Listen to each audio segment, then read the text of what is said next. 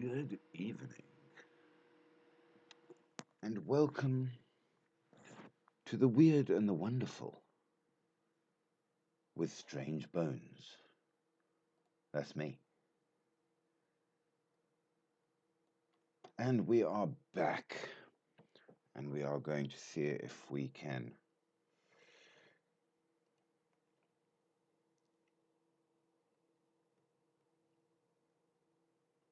connect up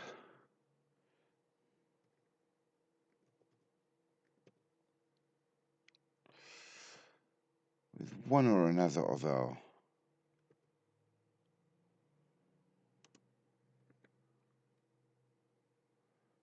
buddies to bring him onto the live, seeing as there's nobody here at all.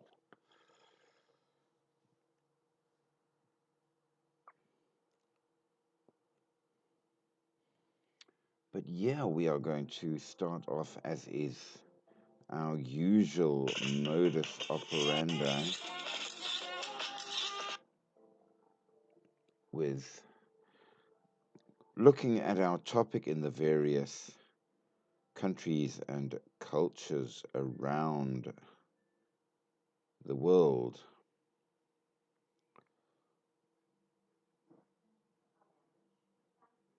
And of course,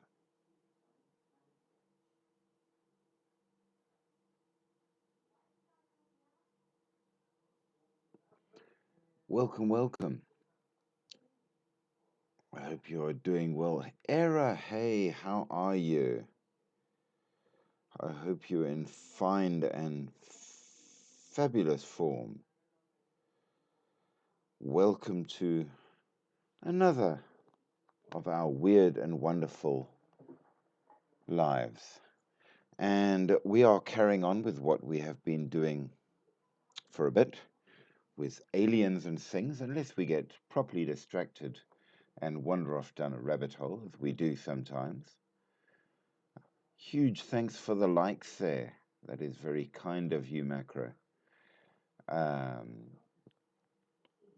But the country and culture we have decided to do for today, which I think is promising to be a good one for a number of reasons, which actually fits to the topic we were discussing in the last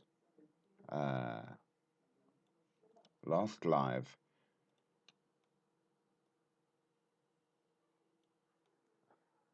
is because France has done something somewhat unprecedented, and we shall get to that. But as we begin, let us make note, at the very least, that we always enjoy comments, whether you agree or disagree. We don't mind. We like both.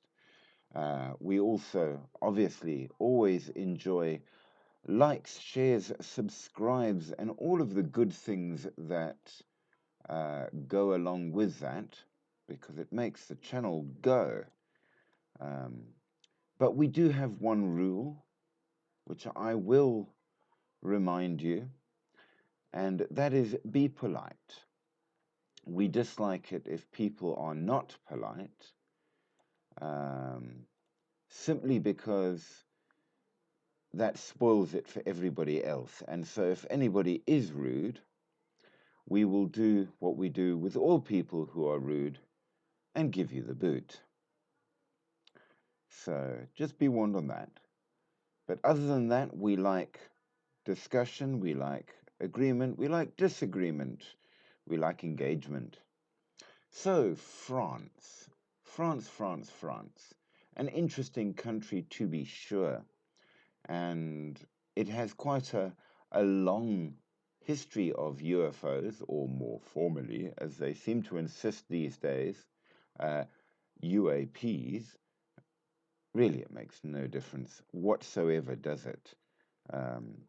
Call them what you will. It's things that we can't explain floating around. And of course, it will lead to more stories as we go along, because that's how we do things. But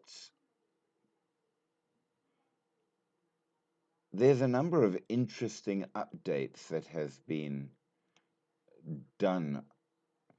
France has the GAIPAN study, the Study and Information Group on Unidentified Aerospace Phenomena. And this group is part of the CNES, which is the French Space Agency. And interestingly, it has been collecting and analyzing reports of UFOs for over 45 years. And what makes it even more interesting, France is the first country to open its UFO files to the public. So we have hope that perhaps, at least, perhaps, we will get something good out of this. So we shall see. There has been, in fact, a number of interesting stories, which is even better. So GAIPAN is the official French agency responsible for investigating UFOs. And the fact that it is official, it is a proper body, shows the amount of seriousness that these things are taken with.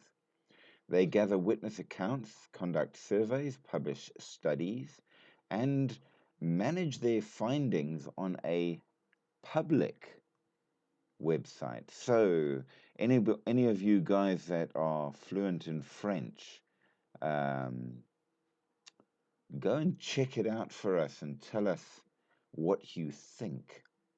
Now, of course, there has been a number of interesting, notable cases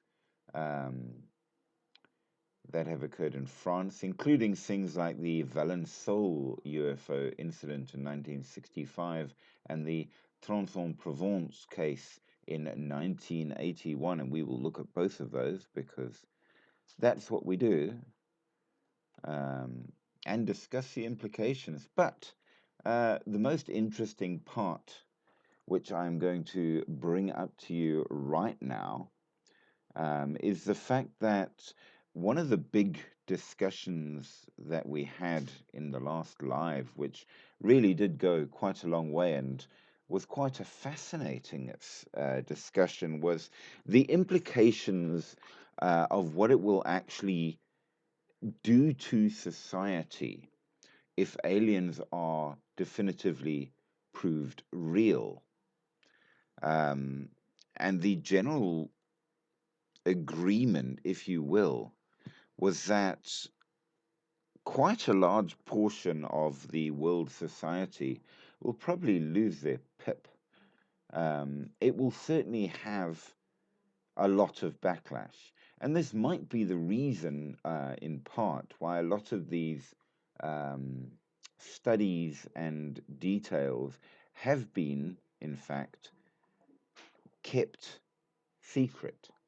But France has opened their little secret vault, so perhaps we shall see something in that regard. Now, of the notable cases in France, the Valençol incident was an actual report of a UFO landing and encounters with alien-like beings. The landing site had physical anomalies and changes even to the soil. So something seems to have happened. In the Tronçon-Provence case, it is notable also for the physical evidence left behind. And this is one of the most well-documented UFO sightings in the world. Now, one of the things that we were discussing in the last live as well, with our good friends Endless Thoughts and with the Emperor's Son, is that there isn't a lot of physical evidence. which is kind of important because if something really is real, then we would assume, at the very least, at least a certain amount of physical evidence. And here, it seems, we have some, which is more than just the allegations of a single person. As I did tell you in the first beginning lives on aliens, I actually met a lady that claims to have not only met an alien, but actually had a child with him, and I met the child. So I suppose if it was true, I've met aliens. Um, but I can't prove it, and believe me, I did try and look. Nevertheless, um, France's decision to open the UFO files to the public demonstrates a commitment to transparency in its investigations. And I'm very curious as to what the effect has been on the public, because I think that might be important. Now, Gaipan utilizes various methods to investigate UFO claims. We'll call them claims until they're proved, which includes witness testimonies, photographic evidence, analysis of radar data, and flight patterns. So we know that in the past it's always been very difficult to gather much info, but with modern technology, there's not a lot that isn't recorded in some way. So there's not much that can get past at least being seen. So we would hope that there would be more um, information. Now, while Gaipan takes UFO reports very seriously, they do acknowledge the possibility of hoaxes and misinterpretations, and they have procedures in place to differentiate between genuine sightings and fabricated accounts, which again is very promising for our topic tonight. A 1999 report compiled by Cometa, which is a private organization focused on the potential national security implications of UFOs. And this is actually a very serious thing because, as we have previously discussed quite in depth, what are the implications actually of there really being aliens out there? What will it mean? And if they are very, very advanced creatures from another planet, why are they coming here? What do they want? And how might that impact on us as human beings? So it does give a certain amount of concern as well. Now, welcome to all of you who have just joined in. Thank you for joining. I will remind you to like, share, subscribe, and all the good stuff to keep the channel going. We do need it. We need the love you give, people. So, but to get started,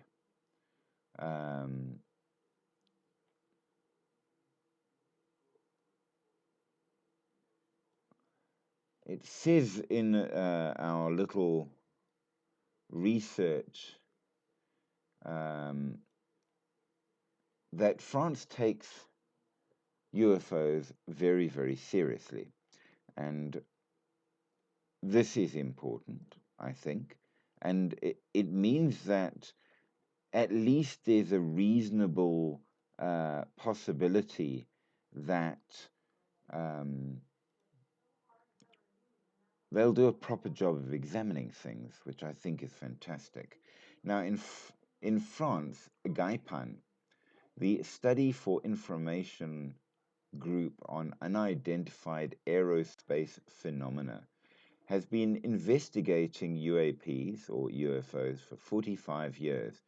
Attached to the National Center for Space Studies, CNES, Gaipan has been invited by NASA to present its activities and working methods before a newly established independent team that intends to study data and set up methods to analyze unusual phenomena observed in the sky. So clearly, these guys know what they're doing and they're pretty good, which is great. Set up in 1977, Gaipan is a team of 4 experts tasked with gathering witness accounts, conducting surveys, publishing studies, managing computer systems, and overseeing the organization's operations. The technical department at CNES, it relies on outside personnel expertise and talent, liaising with numerous investigators, experts, and institutions, including France's Air Force, the National Gendarmerie, the Police Force, the Directorate General for Civil Aviation, the National Center for Scientific Research, and the Weather Service Météo France.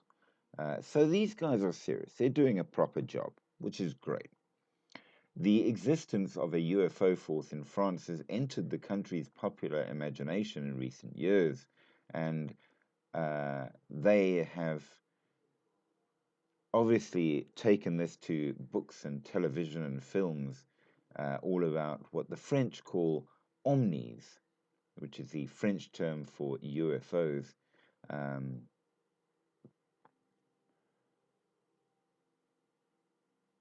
And in its quest for certainty, shall we call it, they actually have some pretty good technology, including the Simovni, which is used to create simulations of the phenomena described in eyewitness accounts. The idea to see if you can match it and fake things, if you will. So what is a UAP according to the French? UAPs are events observed by eyewitnesses that are seemingly inexplicable. Most often, they take the form of a bright light. Simple explanations which can be found for over 60%, which is not that high if you think about it, are paper lanterns, party balloons, hot air balloons, aircraft, satellite, meteorites, stars, planets, and so forth. While these occurrences may seem straightforward or banal, it is important to remember that every one of these recorded sightings presents something strange, unique, or noteworthy. Gaipan gathers about 700 eyewitness reports annually, with about 150 to 200 remaining as open investigations. And they have a special form to fill in even. So it seems that these guys have really gone the whole way. I mean, they're not doing a little silly thing here. They're putting some stick to it. An event's apparent peculiarity may be dependent on the environment and conditions for the sighting. These may involve low light conditions, absence of sound, atmospheric turbulence, which makes a star twinkle strangely, or sunlight reflecting off a distant aeroplane. Okay.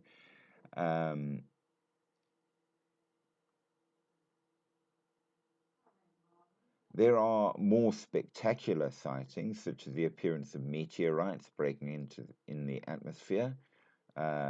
One such atypical event was when the Starlink satellite cluster entered into orbit, which gave rise to multiple reports of bright spots in a row, a string of pearls, a glowing orb. The series of spots were about 50 to 60 satellites themselves going into orbit, sighted at sunrise or sunset when the sky was darker and the sun was reflecting off the satellites. The orb corresponded to the second stage of a Falcon 9 rocket, which launched the satellites into orbit. Propulsions from the spacecraft every 1 to 2 seconds created a bubble of gas, which appeared as a luminous sphere under the night sky. Alongside the sphere, a shining spot, sometimes shaped like a butterfly, caused the removal of the remaining oxygen and kerosene from the rocket's second stage before it re-entered the atmosphere. So good reasons, I think.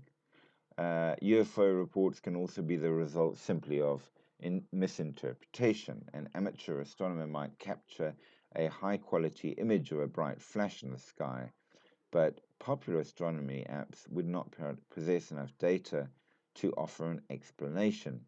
In this case, only the CNES Internal Space Surveillance Department can prove the presence of the stage of a rocket or some such. To understand and explain the observations that the GAPAN receives, they use tools and applications across a range of domains from aeronautics to aerospace, astronomy, meteorology, image processing, and more. Reasonable explanations are found for around 2/3 of the observed phenomena. But, I say unto you, the remaining third is unresolved, partly due to lack of information to analyze the report and produce an explanation. And then there are the D cases, which are around 3%, where we have enough information but no explanation. And this is where we deem all the hypotheses that have been found are formulated and analyzed. So there is a very interesting, straightforward set of steps to take to disprove as much as possible. But even they have to say there are things that you cannot. Now, each mission begins with a report, then an eyewitness account is studied, then field work, if necessary, is carried out. And with this, you get the answers, such as it is, on whether or not there really is something out there. Now, as I said, what makes it very interesting, France has become the first country in the world to open its files on UFOs. And when the National Space Agency unveiled its website, documenting more than 1,600 sightings spanning 5 decades, the online archives, which will be updated as new cases are reported, catalogues in minute detail cases ranging from the easily dismissed to a handful that still perplex even the most hard-nosed scientists. It is a world first, says Jacques Patinet, an aeronautical engineer who heads the Office for the Study of Non-Identified Aerospatial Phenomena. The OVNIs, in French, the UFOs, have always generated interest, along with many conspiracy theories about secretive government cover-ups of findings deemed too sensitive or alarming for public consumption. Cases such as the lady that reported seeing an object that looked like a flying roll of toilet paper are not bothered with, says Patinet, but others include multiple sightings in at least one case involving thousands of people across France, and evidence such as burn marks or radar tracking showing flight patterns or accelerations that defy the laws of physics. And these we are told, are taken very seriously indeed. Now,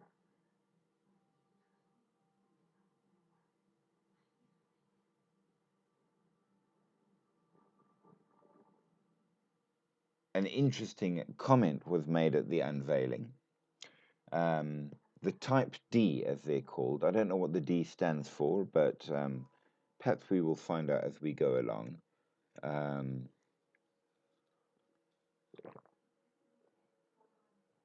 The Type D are the ones that we are interested in, shall we call it.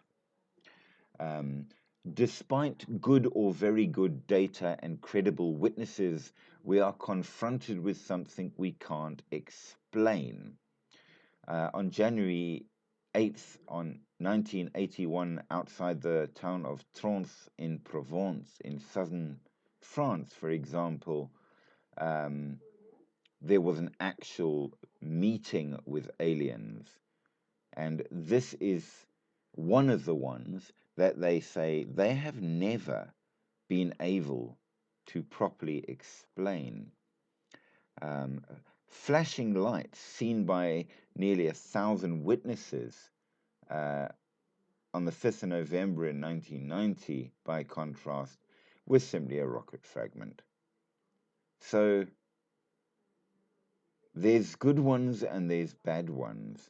And in fact, this was in an interview, just so you know, not with just any old bunch, but with New Scientist, which, as we know, is one of the most highly regarded of the scientific journals. And they're going to be working even more to improve their abilities to do this. So CNES fields between 50 and 100 UFO reports every year, usually written by the police, and of these, 10% are the object of on-site investigations. Other countries, notably Britain and the US, collect data more or less systematically about UFOs. In the US, information can be requested on a case-by-case basis under the Freedom of Information Act. But Patanet says, we decided in France to do it the other way around and make everything public. The aim was to make it easier for scientists and other UFO buffs to access the data for research. The website itself, which crashed host servers after it was unveiled due to incredibly heavy traffic, is a very well organized and complete thing, even including scanned copies of police reports. So they've done a lot of work on this, and this is a great thing because it means that it makes our interest quite easy.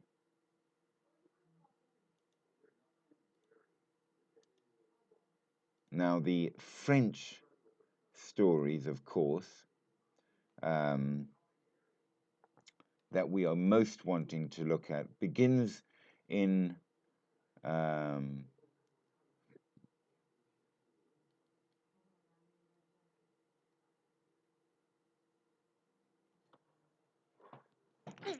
excuse me, begins back in the day. And these ones, of course, because they are very old, are far, far less well explained because we're going back hundreds of years. So bear with me. Huge thanks for the likes there. That's very, very good of you. Phoebe's. Very, very kind and much appreciated. It does a great deal for our channel. So we are beginning in the beginning in 8:15, which is not the time but the date. Quite a long time ago, and this happened in Lyons, in Auvergne-Rhône-Alpes. And according to the Carolingian Archbishop um, Agobard of Lyons, described in his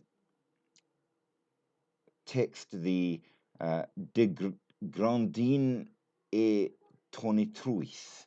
I don't speak French. If I'm mangling it, I'm sorry, work with me, but it means on hail and thunder, of people who believe in a certain region called Magonia, from which ships come in the clouds, in which the fruits that are lost through hail and storms are transported to the same region.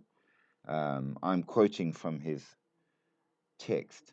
The aeronauts, paying prizes to the weather witches and receiving the grain or other fruits. Now, the tale goes on that this crowd of people tried to kill 4 victims.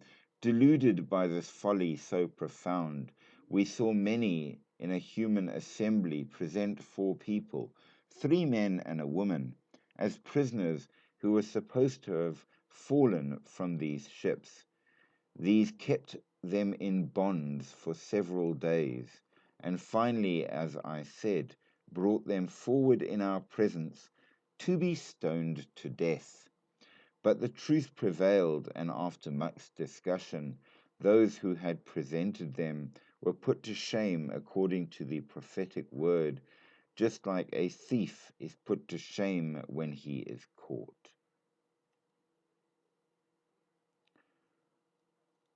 Now, what exactly the ships were is not said. And this is a bit of a problem because it becomes very difficult to know quite what they were talking about. But it seems that they were quite serious in their comment, nevertheless. Now, Magonia, which is spoken of, is the name of the cloud realm whence felonious aerial sailors were said to have come, according to the commonly held beliefs denounced in the polemical treatise by the Bishop Agobard of Lyon in 1815, where he argues against weather magic. So apparently, something was going on that they seemed to imply involved witchcraft and aliens combined. And the whole point of his treaty was to stop people believing in it. But they don't give us much more, alas. But in 1952, on October 17, Oloron Sainte-Marie, many people saw, and here again, as we have seen, there are specific shapes to UFOs in all the different stories. So you can create a database, if you will, of kinds of ships. And here again, we see it. Many people saw a cigar shaped UFO accompanied by 30 disc shaped objects, both of which are pretty standard types. These smaller UFOs dropped a white siliceous cotton which covered tree branches and roofs. Some French skeptics thought that the UFOs were an optical illusion caused by the refraction of the sun's rays, and that the siliceous cotton was caused by a migration of field spiders. Yeah, I think I prefer aliens. How about you? I'm just saying. Right there, I'm not happier hearing that it could be an entire cloud of millions of spiders. But yes, not further explained than that. But siliceous cotton, or Mary's yarn, or angel's hair, is a sticky fibrous substance reported in connection with UFO sightings or manifestations of the Virgin Mary. It has been described, at least, as looking a bit like cobweb. Um,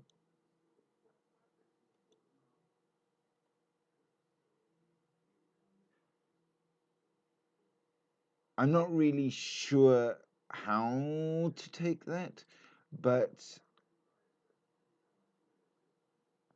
it's named for its similarity to fine hair, and in some cases, the substance has been found to actually be the web threads of migrating spiders. Note they say in some cases. Much thanks for the likes there, endless thoughts, and huge welcomes back. We've got some interesting ones for you today, so I think you might enjoy. So this angel's hair is an important thing in that it disintegrates or evaporates within a short time of forming. It's an important aspect of the UFO religion. I mean, come on, we're going to have religions after all. And one theory among ufologists is that it's created from ionized air sleeting off an electromagnetic field as such which would surround a UFO. There have been many reports of falls of this angel's hair around the world. It was also reported at the miracle of Fatima on 2 occasions. The most widely reported incidents occurred in Oloron in France in 1952, when great flakes were reported as falling from a nearly cloudless sky. On October 27, 1954, Gennaro Lucetti and Pietro Lastrucci reported standing on a balcony of a hotel in St. Mark's Square in Venice and seeing 2 shining spindles flying across the sky, leaving a trail of angel's hair. On the same day, over 250 kilometers away in Florence, 2 similar objects were also witnessed to be releasing angel hair by over 10,000 soccer fans. So, yeah, it seems that there is, at least in that regard, quite a lot of viewing on it. In New Zealand and Australia, it was reported many times since the 1950s, though in some cases it was identified as spider webs after analysis. Another incident was reported on Polonnaruwa in Sri Lanka. So, angel's hair, it's a thing. So, obviously, there's a whole ton, if you want to go and check it out, of reasons why it isn't true. But it's related to angel grass, where short metallic threads fall from the sky, often forming intertwined loose masses. They are a type of chaff, a radar countermeasure, which can be in the form of 5 strands dropped by some military aircraft. So there are obviously varying theories as to what it is, why it is, how it is, and all the rest of it. However, briefly we mentioned realism, the religion of UFOs.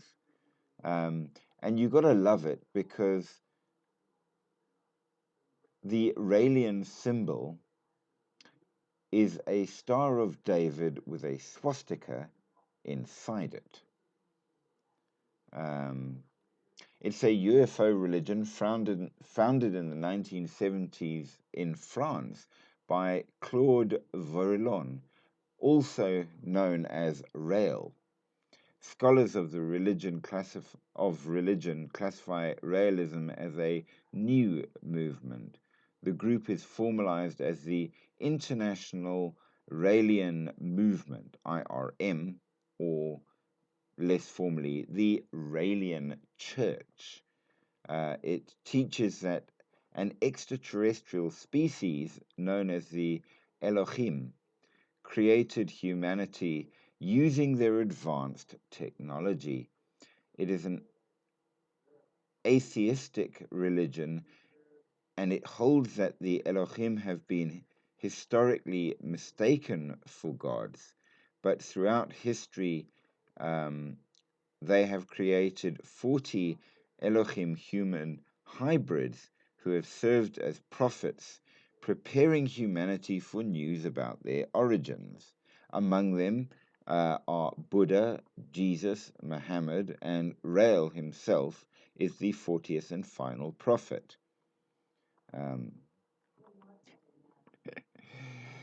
It gets better.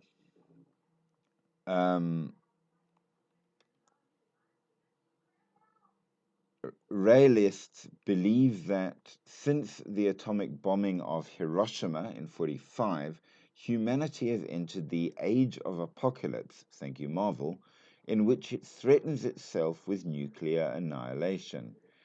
Raelism holds that humanity must find a way to harness new scientific and technological development for peaceful purposes.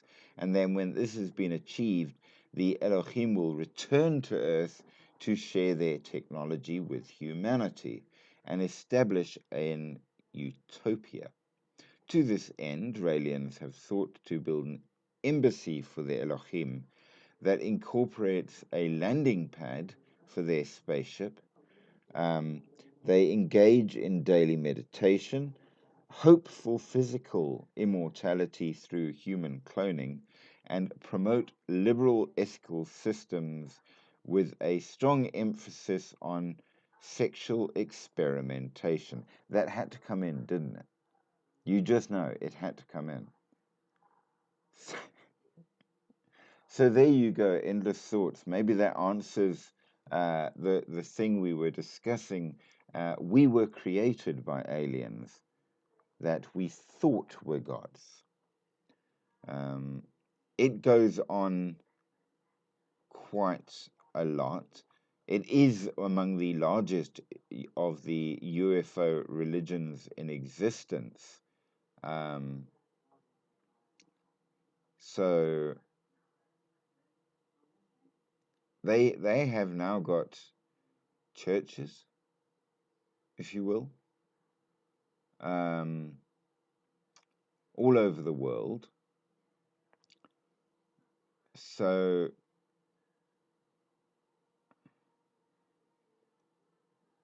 yeah, and of course, despite the fact that they are talking about aliens being the ones that made us, they stress that they are not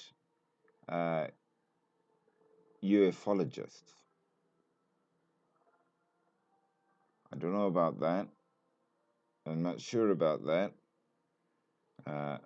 If you're interested, there is a whole ton of stuff on the varying things that they believe. So there you go. Moving along, on September 10th of 1954, in Quarubel Nord, a railway worker witnessed two small beings boarding a UFO and then flying off into the sky. Strange things then happened in the region in the following days. So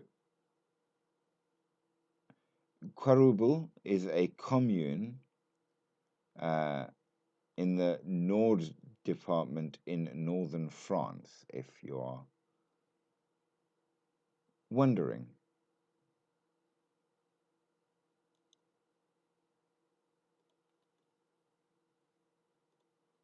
Now, here is what happened. So, Marius de Wilde, born in 1921, died in 1996, was a French railway worker who claimed to have become a contactee for two extraterrestrial life forms in 1954. Okay, fair enough.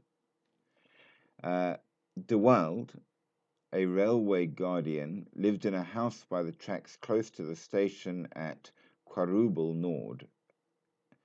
And according to De Wilde, on the night of September 10, 1954, his dog started barking at around 10:30. De Wilde initially ignored the dog, but went outside with a flashlight after his dog continued. He walked towards the tracks and saw an object about 6 or 7 meters away from him. Behind him, he could hear steps. When he pointed the flashlight, he saw two small humanoid figures, about 80 centimeters to a meter high. When the light was pointed at their heads, it was reflected as if they were wearing a mirror helmet or something. Suddenly, a light beam came off the object that he saw by the tracks and left him paralyzed. He slowly looked back and saw a door opening at the object behind him. The beings boarded the object and it took off towards the sky, changing colors in the meanwhile. Now, there again, we have seen this before. Oh, thank you so much. You're such a sweetie. Thank you for the hearts. So, changing colored lights, check. Disc-shaped object, check. Little type men, check. So it seems that this fits to more than one type thing that we have seen before. So something to add to the consistency, at least. When he recovered his movements, he attempted to tell his wife and then his neighbor of what he had just seen, but neither of them had seen or heard anything. He then tried the local police, which sent some officers to his home. De Wilde could not approach the point where everything happened because it made him feel sick, giving the officers a certainty that his story was not a hoax. Also, objects which are energized by battery, like De Wilde's flashlight and telephone, stopped working, check. Before sunrise, investigators were already all over the place. So, as we saw before, it seems that they do gather energy from things, which seems to be consistent in cases all over the world. So we can certainly expect that this has been at least consistent. Now, when people were investigating the point, an approaching train produced a very loud noise when passing by, and it suddenly stopped. A 6-meter depression was found at the exact point where the object had landed and was immediately said to be the cause of the noise. By the light of day, more details were uncovered. The small rocks under the train tracks were all carbonized on the depression. The sleepers between the steel lines also featured certain symmetrical marks. It was reported and made famous by the local magazine Radar.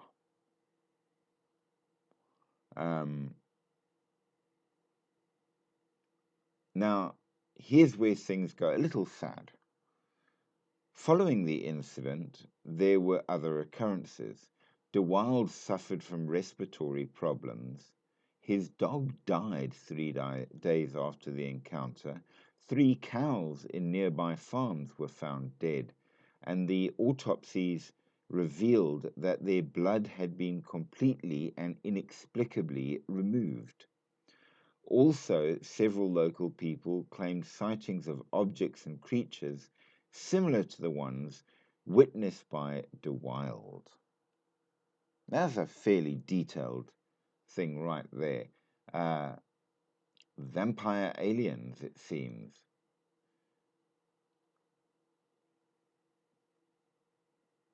In 1965, in the Valençol Alpes de Haute-Provence, an alleged UFO sighting and close encounter by farmer Maurice Masse occurred. According to Masse, he encountered two small beings near a spherical vehicle that had landed in a nearby field. Masse claims that he was paralyzed when one of the beings pointed a tube-like object at him. Masse says he watched the beings looking at plants and making grunting sounds until they returned to the vehicle and flew away. According to his wife, Masse said he had received some kind of communication from the beings and considered his encounter a spiritual experience and looked on the site as hallowed ground and should be kept in his family forever. Ufologists consider Masse's claim significant and cite the landing gear impressions found in the soil. September of 1965 in Fort-de-France, Martinique, in late September, at the harbour of Fort-de-France, at around 9:15 in the evening, several hundred witnesses saw a ball or disk of light in the sky. It moved slowly from west to east, then looped around, leaving a glowing trail. The last part of its trajectory was observed through binoculars. It disappeared at about 10 to 10 in the evening. Reported by Michel Figuet in the Timonier. No, he is the Timonier, the first helmsman of the French fleet of the Mediterranean. So one would assume a fairly steady guy. You don't get to be first helmsman without good reason. So it appears that there were marks and things. Now, the rough sketch given of the little men are exactly the Greys as we know them. Big dark eyes, bulbous head. August 29, 1967, and Cusack Cantal, two young children, a brother and sister, said they have been witnesses of a meeting with a UFO and their occupants. In 1976, November 5th, in Reeves, Voreppe, Isère, Dr. S., a French physicist, saw a luminous disk moving in the sky while driving home near Voreppe, near Grenoble. It was brighter than the full moon and slightly flattened. Due to its movement between mountains, it's possible to estimate the distance between 9 and 36 kilometers. This is a GAPAN case number 763054443, in case you are wondering. The same phenomenon was seen by several people on a straight line over 250 kilometers from Clermont-Ferrand to Grenoble. And from this, it's possible to estimate that it was moving at an altitude between 1,500 and 2,500 feet. So, busy. It seems the Greys are the ones that like France. In 1978, in June, in Goujan-Mestras in Gironde, several people witnessed a UAP which tripped off the city lights.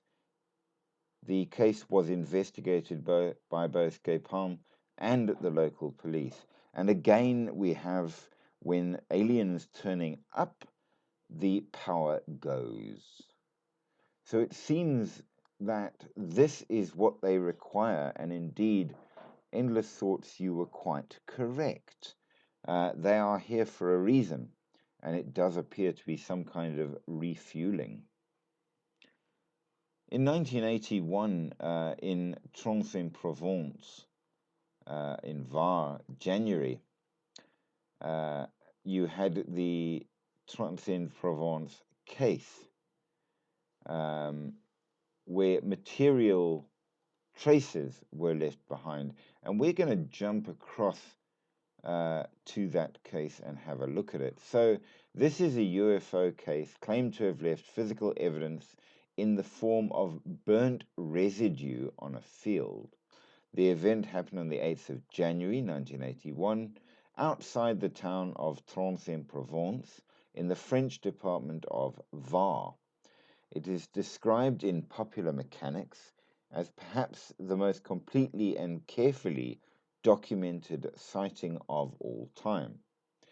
Now, the case began at 5 in the evening when Renato Nicolai, a 55-year-old farmer, heard a strange whistling sound while performing agricultural work on his property. He then saw a saucer-shaped object about 2.5 meters in diameter land about 50 meters away at a lower elevation. According to the witnesses, the device had the shape of two saucers, one inverted on top of the other. It must have measured around 1.5 meters in height, and it was the color of lead. Alrighty. This device had a ridge all the way around its circumference, which is very, very interesting. But it is a very typical saucer type effect. Under the machine, I saw two kinds of pieces as it was lifting off. They could be reactors or feet. There were also two other circles that looked like trapdoors. Two reactors or feet extended about 20 centimeters below the body of the machine. Nicolai claimed that the object took off almost immediately, rising above the tree line and departing to the northeast. It left burn marks on the ground where it had supposedly sat. Nicolai notified the local gendarmerie. I can't say that word. The following day, and they interviewed him, photographed the scene, collected soil and plant samples from the field. The case was later sent to GEPAN. And if you're wondering what the acronym is, it is, for you French speakers, allow me to mangle it properly, Groupe d'études des phénomènes aérospatiaux non identifiés. I hope that helps.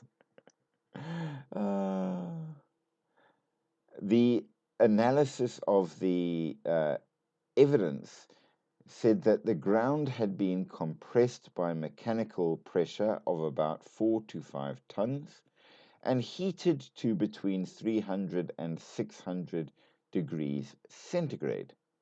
Trace amounts of phosphate and zinc were found in the sample material, and an analysis of resident alfalfa near the landing site shows chlorophyll levels between 30 and 50% lower than they should have had.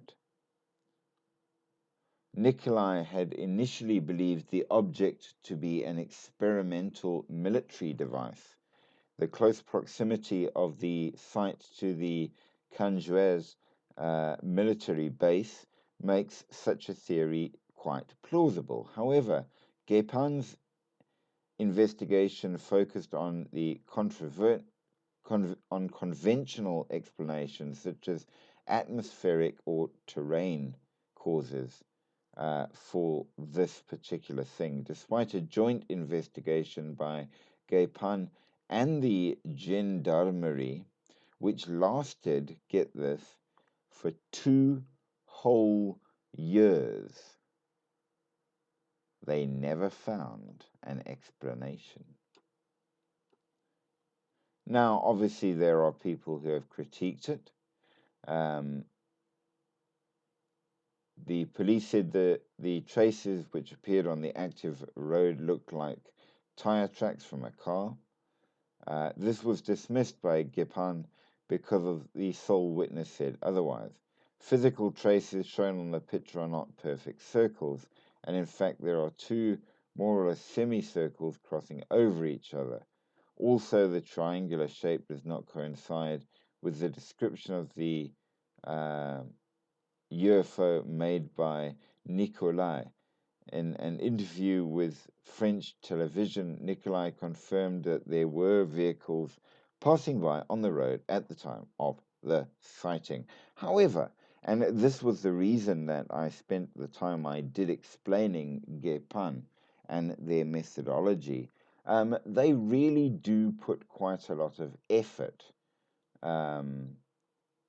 into their investigation. So one would think that they eliminated all the relevant things. In 1982, October 21st, in Nancy, in France, at 12:30 in the morning, an ovoid object descended into a garden and hovered above the ground. After 20 minutes, the object took off silently into the sky. The witness, a biologist, reported that when the UFO rose up, the grass under it stood up straight. In the afternoon, the witness noted that the 2 amaranth plants located near the UFO had withered leaves. The witness called the gendarmerie, which made an inspection in the garden and took samples from the amaranth plants. The analysis of the samples was made by Gepan, and they found that the plants had been severely dehydrated, but there was no evidence of radiation.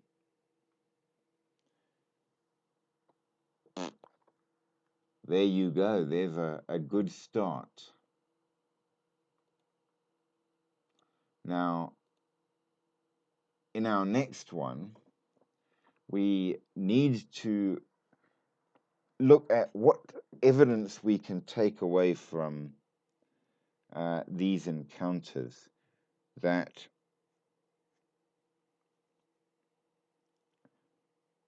for example, in the Valençol incidents, 2 small beings, oversized heads, slanted eyes, had a rod-like object which could paralyze. Physical anomalies, which included apparently a concrete-like hardened area, decayed vegetation, and soil analysis revealing abnormally high calcium levels. What's most interesting is the clarity surrounding the report, which is far more than we normally get. It is interesting, therefore, that with all of the extra information, this is one of the unsolved ones. So, according to the Valençol thing, the ship, such as it was oval shaped and had 4 legs. 2 figures, not quite 4 feet tall, dressed in tight grey-green clothes, their heads oversized with sharp chins, and they made grumbling noises.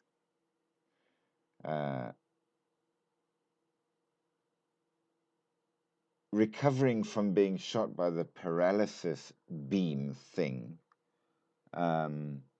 took around 20 minutes to get his mobility back. The wake of the object left a deep hole and a moist area that hardened like concrete. Plants in the vicinity were decayed, and The analysis found a far higher amount of calcium at the landing site than elsewhere. So there for you in Les Thoughts is some physical evidence, such as it is.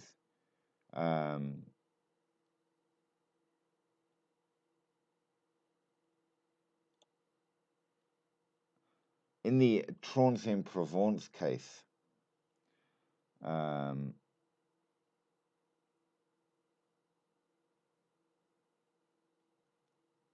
we also had a number of physical things that turned up, making it quite interesting in that regard. Now, in France, and according to the team, there are thousands of UFO sightings reported every year. And the question I suppose we need to ask is France into something here? Have they figured out something that we ought to have done so too?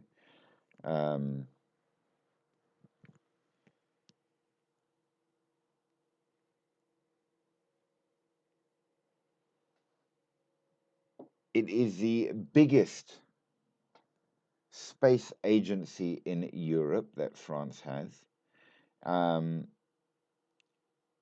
The result of the 1960s space race and President Charles de Gaulle's grand determination to keep France independent of the US by building its own satellites, rocket launchers, and providing elite space research. As an offshoot of all that, France is the only country in Europe to maintain a full-time state-run UFO department. There used to be one in the UK and one in Denmark, but they were both closed down due to budget cuts.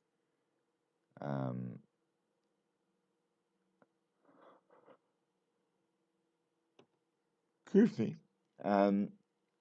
This is where Gaipan is. They have their results on their website, which gets about 30,000 hits a month. They get about 2 UFO sightings per day, which is a heck of a lot. And there is an 11-page form to be filled out for each one. The idea is to provide details where possible to weed out jokers and time wasters. Fair enough.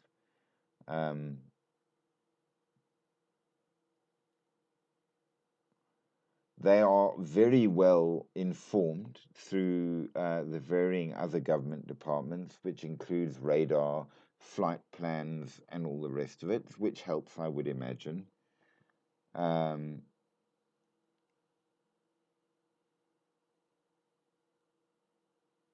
If the staff are intrigued by what is told, they will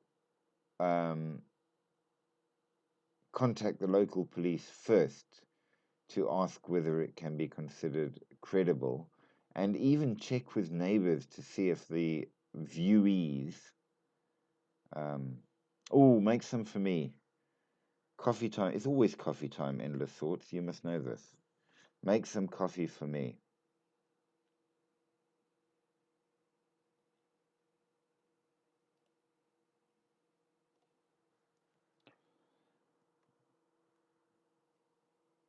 We definitely need coffee.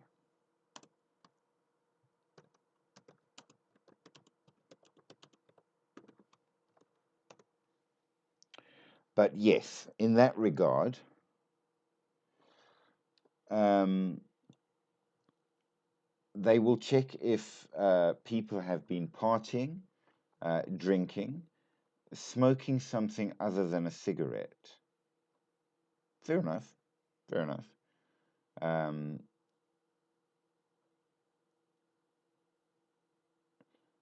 One of the offices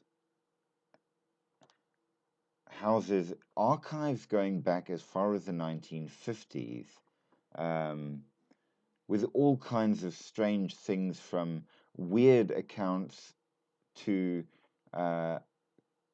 reports by fighter pilots on routine reconnaissance uh, missions, which is pretty good going.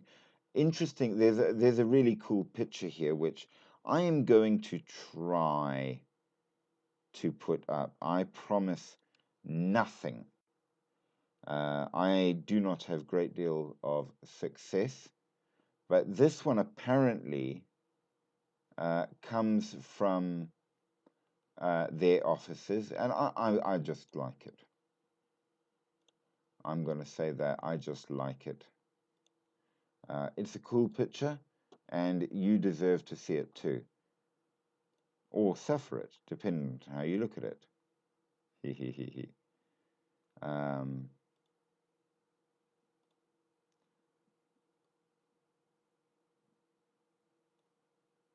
so,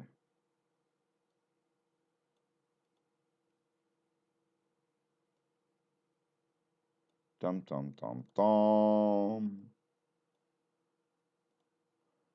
This is the kind of awesome stuff that you get to see in the sky in France, insofar as that's good.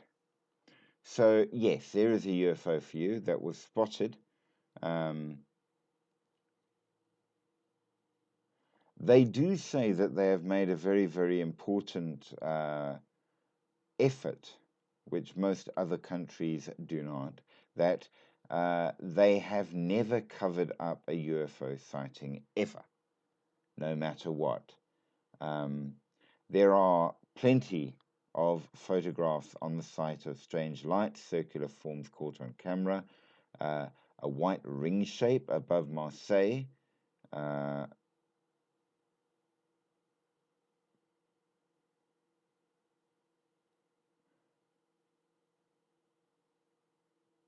A lot of the stories are not real, sadly.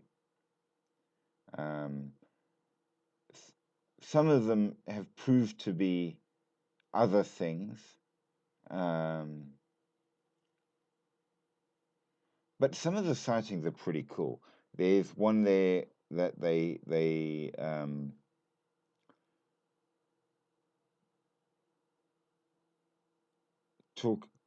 talk about where 60 years ago at a football match, the entire match stopped when UFOs um, apparently rocked up at a football match. It's full-size stadium, so a lot of people, and this was in 1954 in Tuscany. Fiorentina was playing against the Pistoiese. 10,000 fans watching in the concrete bowl of the Stadio Artemi Fronci.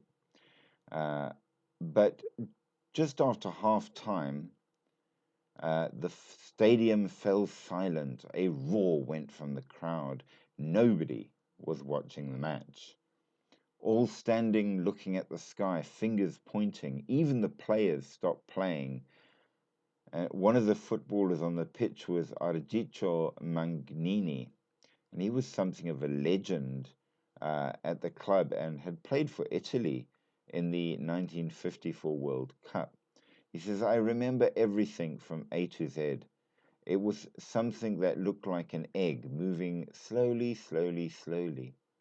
Everybody was looking up, and there was some glitter coming down from the sky, like a silver glitter.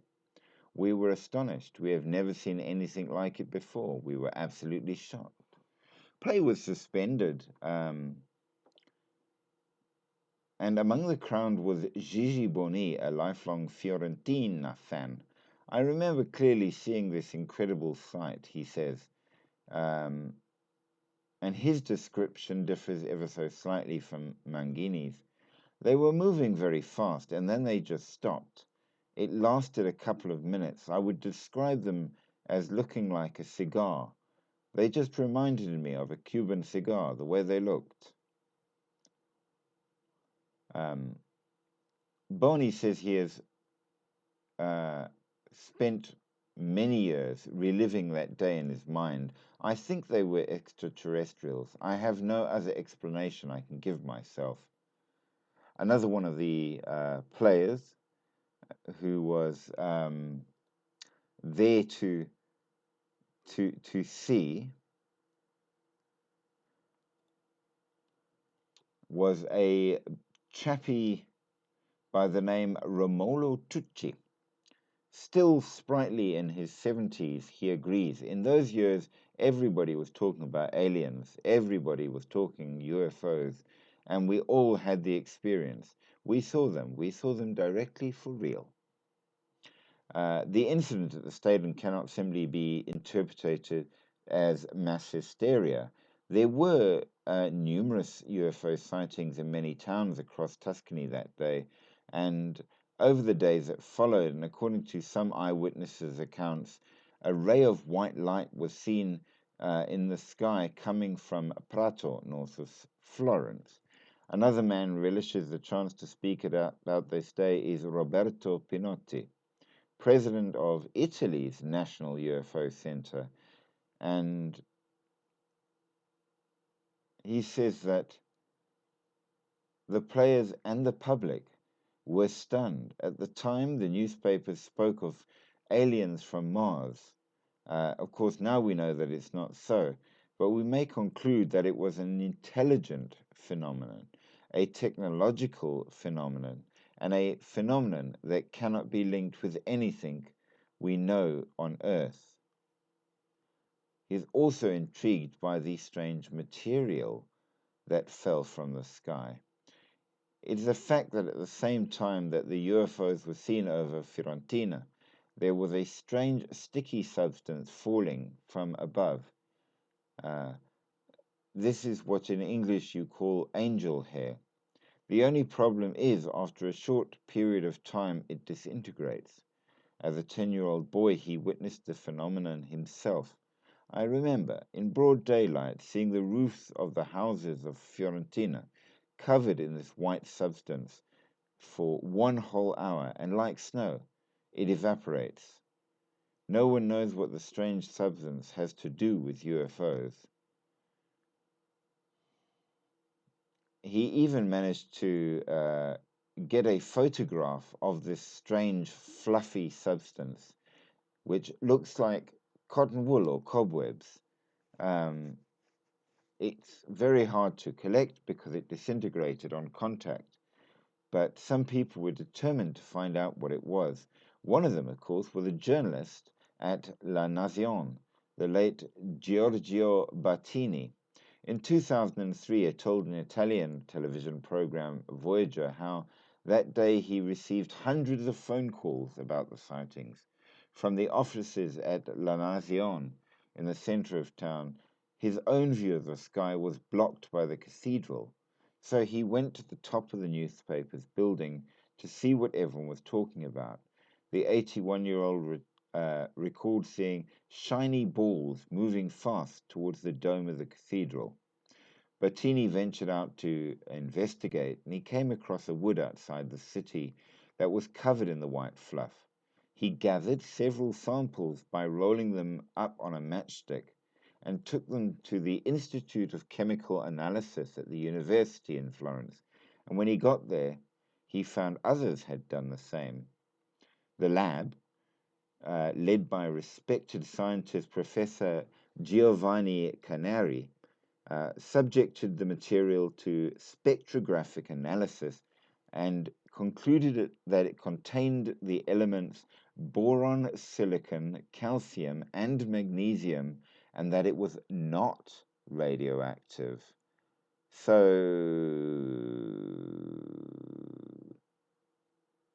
what could it have been? This is a good question, and we do not have an answer to this.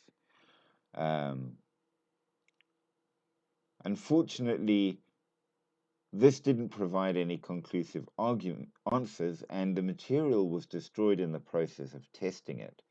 Could it have come from a UFO? According to the US Air Force pilot turned astronomer James Magaha from the Grasslands Observatory in southeastern Arizona. It is an absolutely silly idea. Science rejects this idea. And he says he spent 40,000 hours staring at the night sky, not to mention the additional hours he spent in the cockpit of US jet fighters. The whole UFO phenomenon is nothing but myth, magic, and superstition wrapped up in the idea that somehow aliens are coming here to save us or destroy us. In his view, angel hair and all is rubbish. So clearly you have the supporters and you have those that reject it. However, because after all, who's going to let an American tell an Italian what to think?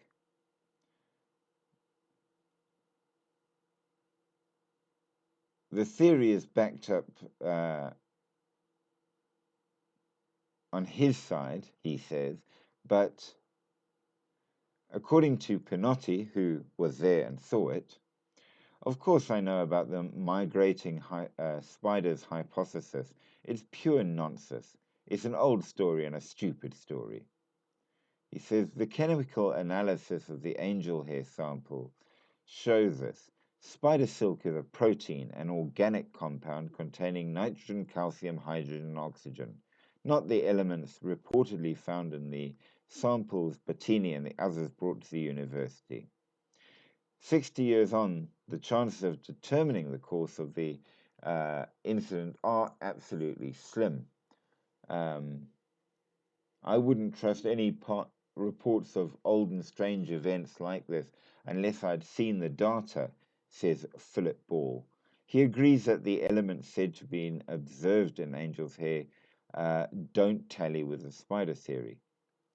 Magnesium and calcium are fairly common elements in living bodies, boron and silicon much less so, and if these were the main elements in the white stuff, it doesn't sound to me like it was from spiders. So you've got two sides to the story. Neither side will agree. Take that as you will. And it seems that ultimately everybody has no answers. Romolo Tucci, however, just feels lucky to have been there as he remembers the day he says, I was so happy. So,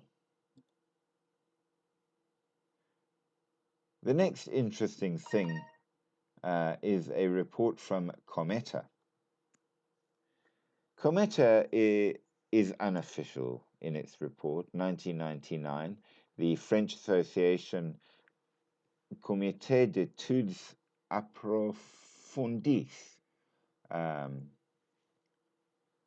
on unidentified aerospace phenomenon, also known as UFOs. The report was titled UFOs and Defense, What Should We Prepare For? And an archive was made public in 2007 by Gay Pan. The Cometa Association was a non-profit organization formed in 1999, including defense experts, with the aim of raising awareness about UFOs. And it was chaired by retired Air Force General Dennis Letty. After operating informally since 1996, it was officially registered as an NPO under French law in 1999. And the association became dormant in about 2006. The report itself was not widely circulated because of copyright.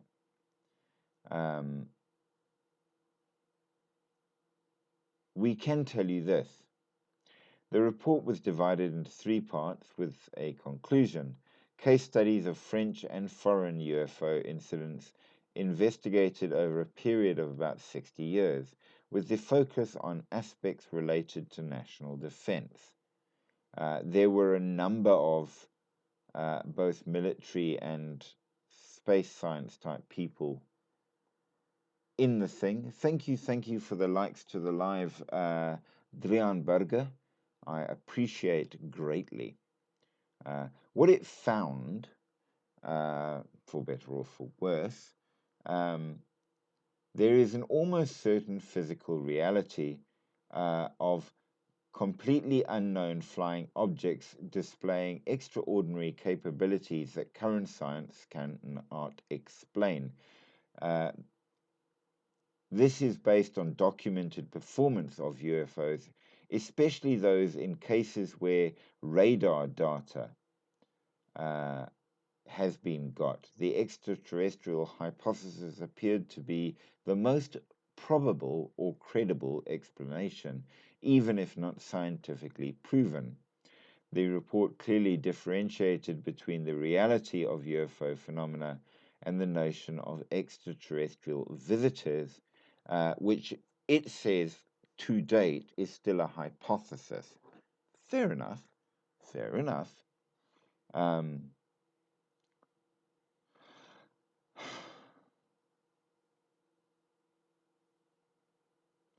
They have gathered the info and concluded, at least, that these things do exist, but not necessarily alien abductions. But because we do that, we do have a couple of abductions to look at as well. So, lots of UFO sightings, but slightly less alien abduction ones. And we do know that Gaypan has absolutely checked them out. Now, we've had contact in Trans-en-Provence and with the Marius de Wilde incident, but we do have the other incidents, such as the Air France flight incident and the Sergi Pontoise incident in 1979. Now, abduction reports usually here as well, as with Germany in our last live, involve missing time, strange lights, encounters with beings, medical examinations, and more. There are absolute psychological impacts on those that apparently were abducted, and we had a huge discussion on that.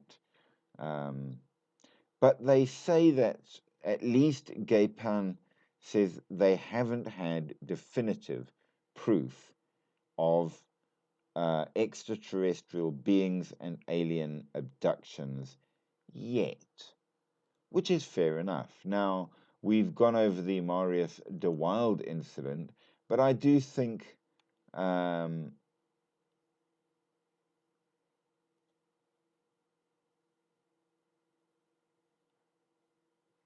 that sorry, my computer decided to do odd things. They're hedging their bets, as they should. When there is proof, great.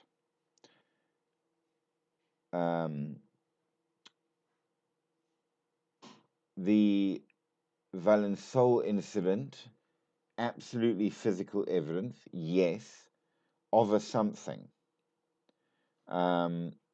There was not sufficient to prove more than contact, and nobody else, unfortunately, saw the little men. We've got the evidence of the ship, but not necessarily the men, which makes it a bit difficult in that regard.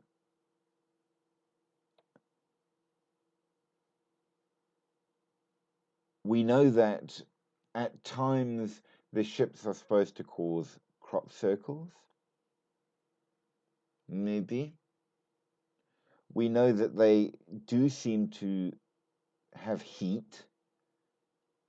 They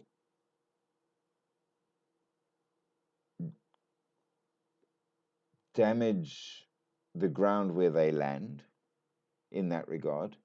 It seems that they do have the ability to paralyze people, which is okay, fair enough. But more than that,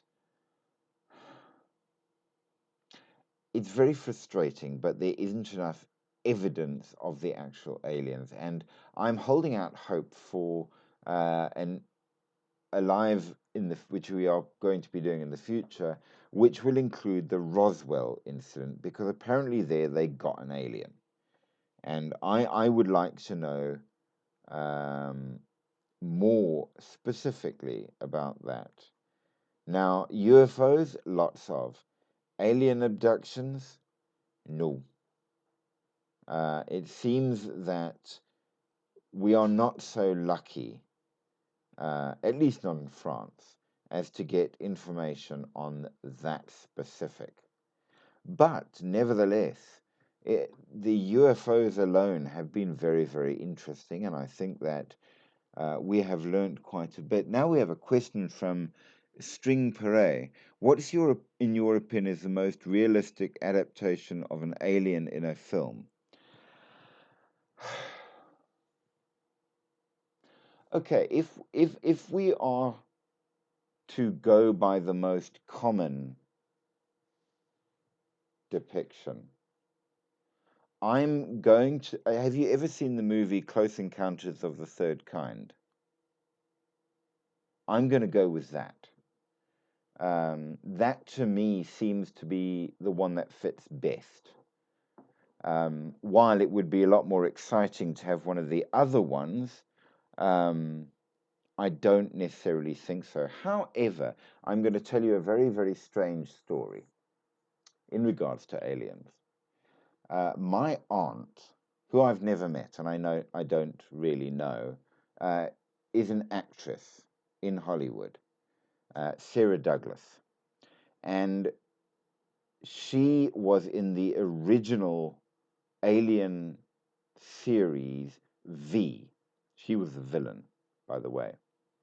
And in that one, which was very interesting, the aliens were a mental thing more than a physical thing.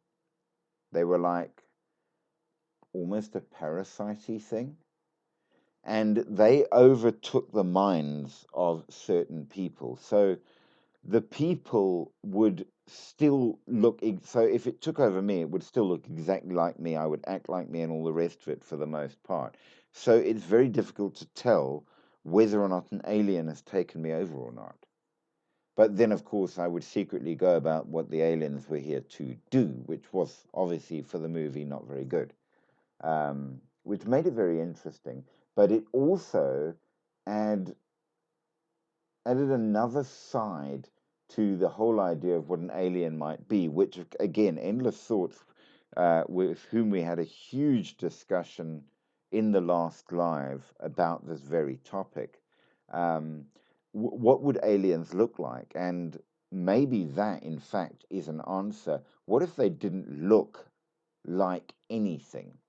What if they were a kind of parasite that could take over your mind? So we wouldn't see them, because if you looked at me, you'd see me, because I was me. I just wasn't me on the inside. Um, and of course, in the series V, which was a damn good series for its time, my aunt played the evil queen type alien, and caused all sorts of havoc throughout the. I suppose in a way it was a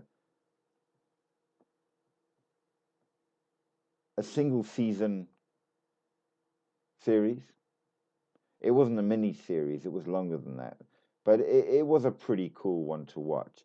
And maybe that might be the best description of what an alien is like in real life. I'm not sure. I don't know. End of thoughts, what's your opinion on that? Do you have one? Bagora? Ketchup? Detox? Yaganal SC? Do you have opinions thereon? Do let us know, because yes, I would say that they're not necessarily the exciting movies that are the most accurate. But of course, something we haven't got to yet, but will do when we do those areas, they say that amongst other aliens that are on the planet, excuse me, that are on the planet, you have the reptilians. Now, I have to go and try and find it again, but there was a description I found somewhere listing the alien types that are here or who have visited. And the reptilians can make themselves appear as normal, and they usually go to get into positions of power. And on occasion on YouTube, you will find a clip that will show you where one of them has slipped slightly, and you can see something reptilian about the person before they're all normal again. Maybe that's the case. They might be shapeshifters. While I would be possibly also terrified, I think I'd be quite gratified if they were like in that movie series My Aunt Was In. It would sort of please me in that regard, just because. But I tend to think that if they are physical, they are going to be like the Greys. Partly because that is the most common from the most disparate of descriptions. And also partly because I almost have a small suspicion that what we call aliens could very well be hyper evolved humans, and that perhaps one day we are all going to look like that. Maybe. It's a headcanon that I play around with at times. Huge thanks for those kind roses, my dear. You're an absolute darling. Remember, guys, you have to like, share, and subscribe to keep the channel going, so that I can do all of the good things to make videos, which I think will be particularly fun. But yeah, that would be my view, I think, at the end of the day. But again, there's so little known. I have a million theories. I'm that sort of person. I will have one today and a different one tomorrow, purely because there are so many possibilities, and I love it all. I really, really do enjoy that. So something in that regard. If it turned out they were like Predator, I think we would all be pretty much doomed. Can you imagine an army of Predator types appearing on Earth and running rampant? I think that would be a particularly distressing situation in that regard. So, yeah, I don't know. I don't have sufficient answer to give you a sufficient answer, but I would like to know too. The other theory that I have, and I haven't quite formulated it fully yet, is actually coming out of the series of lives that I've been doing, which includes ghosts, cryptids, jinn, and aliens, and will include more things. And I'm kind of going with the idea not of aliens, but of a parallel universe. And the jinn, in fact, are from that parallel universe. That's what we call the jinn. So, but we're coming to that as we move along. And I may change my mind if we find out more interesting things. But guys, I think that's been a good one. I've certainly enjoyed the discussions, and I've learned a lot. So it's been good. I don't know, where would you like to hear about next as a place? I usually jump around the world and pick a different culture and country just to see what's what. And some of them are really good, and some of them are slightly disappointing, depending on how they explain things in that regard. But absolutely, um, yeah, let me know if there's somewhere that you particularly would like to hear about. Why don't I do Australia? Okay, Australia it is. Um, Tomorrow night, we will do the UFOs and alien abductions and things of Australia.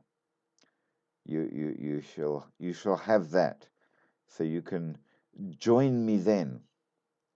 So anyone that's dead keen on Australia and its weirdness, that's where we're going next. But until then, I have completed um, the topic for tonight. I don't know if anybody particularly has any other questions or anything before we wrap it up. Do let me know.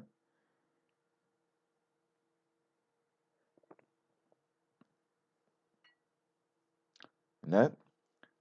Well, in that case, thank you, thank you, thank you for having been with me on tonight's little journey. We shall keep doing it. We do it at 10 o'clock in South African time every night, except for Sundays. That's GMT +2. I am so sorry to hear audio problems. I do hope that you get to fix those for tomorrow. Endless Thoughts, you are always, always welcome on the channel. Please, please do come tomorrow. But yes, everybody have an absolutely fantastic night. And as we end, we shall end as we always do. Sleep deep, sleep sweet, but sleep with one eye open. Because remember, sometimes those things that might go bump in the night might also go bump for you.